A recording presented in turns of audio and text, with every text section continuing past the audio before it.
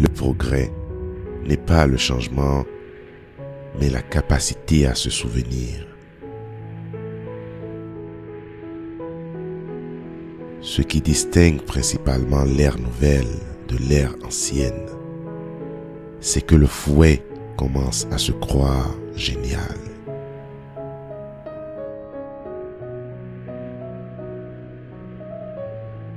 De chacun selon ses capacités, à chacun selon ses besoins.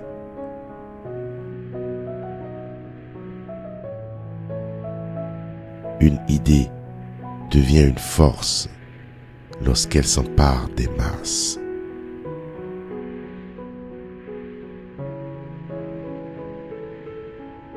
Le domaine de la liberté commence là où cesse le travail. La religion est le soupir de la créature accablée, le cœur d'un monde sans cœur, comme elle est l'esprit d'une époque sans esprit. Elle est l'opium du peuple.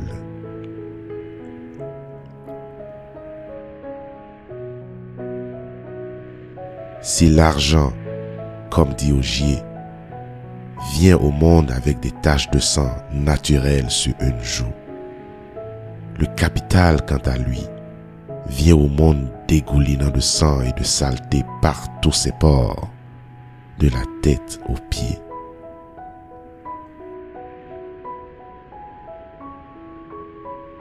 Les individus ne constituent une classe que pour autant qu'ils ont à soutenir une lutte commune contre une autre classe. Pour le reste, ils s'affrontent en ennemis dans la concurrence.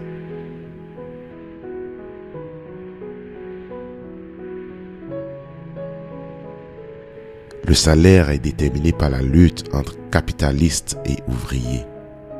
La victoire appartient nécessairement aux capitalistes.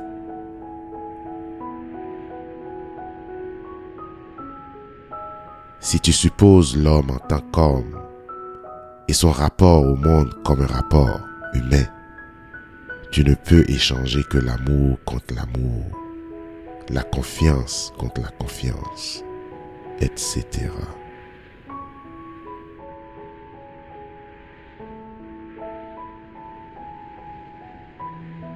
Les philosophes jusqu'à présent n'ont fait qu'interpréter le monde de diverses façons. Il s'agit maintenant de le transformer.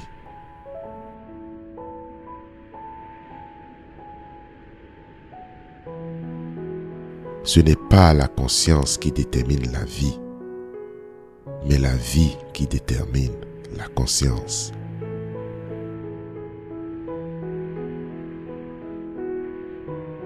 Le travail lui-même est nuisible et funeste, non seulement dans les conditions présentes, mais en général, dans la mesure où son but est le simple accroissement de la richesse.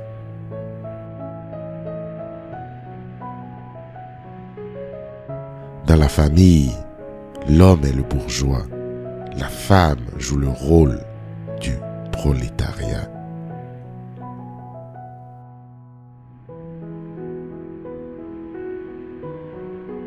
Ce qui distingue d'emblée le pire architecte de l'abeille, la plus experte, c'est qu'il a construit la cellule dans sa tête avant de la construire dans la ruche.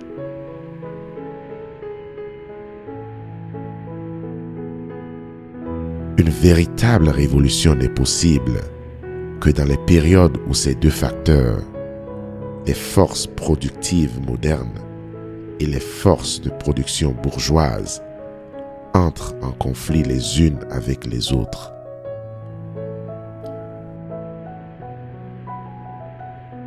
Ce n'est pas la conscience des hommes qui détermine leur existence. C'est au contraire leur existence sociale qui détermine leur conscience.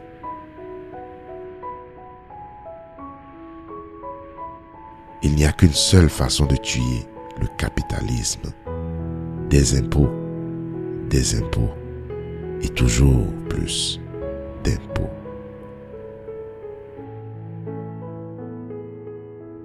Toute classe qui aspire à la domination doit conquérir d'abord le pouvoir politique pour représenter à son tour son intérêt propre comme étant l'intérêt général.